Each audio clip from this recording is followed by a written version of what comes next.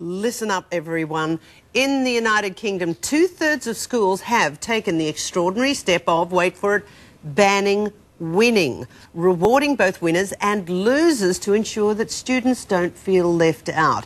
They want to make sure feelings aren't hurt, but by making sure they never lose, can we really set them up to fail? Joining me from Brisbane, parenting expert Felicity Moore. Good morning, Felicity.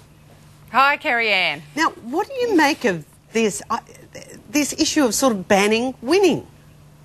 Isn't it crazy? How are we supposed to teach our children that they need to strive, try hard, practice, study hard, you know, do all of the things that we all do to get ahead? How do we teach that message if we say, oh, there are no winners here, everybody's the same. Whether you participate, whether you win or whether you lose, you're all going to go home with a yellow ribbon today.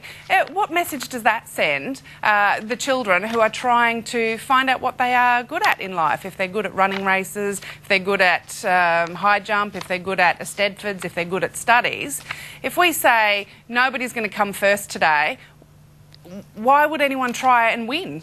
What's the point? I think it's crazy. Yeah, I mean, part of life is failing, and failing is only bad if you think of it in a purely negative way. Failing is just experience. Well, that's right. I should what are know. we setting them up for? Yeah. Well, I mean, this is an important point, Kerry Ann.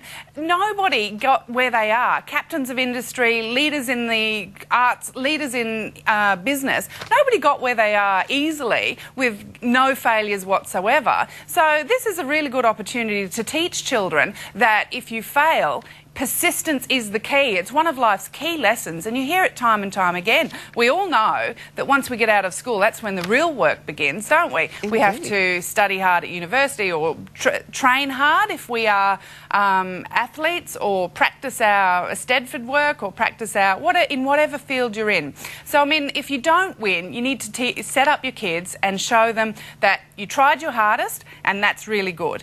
Be happy with that. Where can you improve? What ways can you assess your performance? Try harder, or you have to be happy with the result. If you don't think that you can try harder and train and practice, go to swimming training 5 o'clock every morning to try and beat the person who just beat you, then obviously losing didn't really mean that much to you.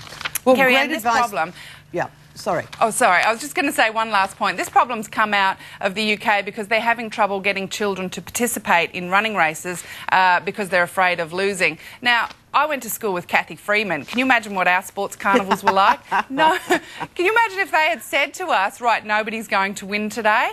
I knew I was not going to win when I went in a race, but trying was half of the battle. And this is the lesson that children need to learn, is that you have to try your hardest and you don't know what will happen. Well, you need an attitude to failure and experience, and here's hoping no PC person gets this into their head in the curriculum in this country.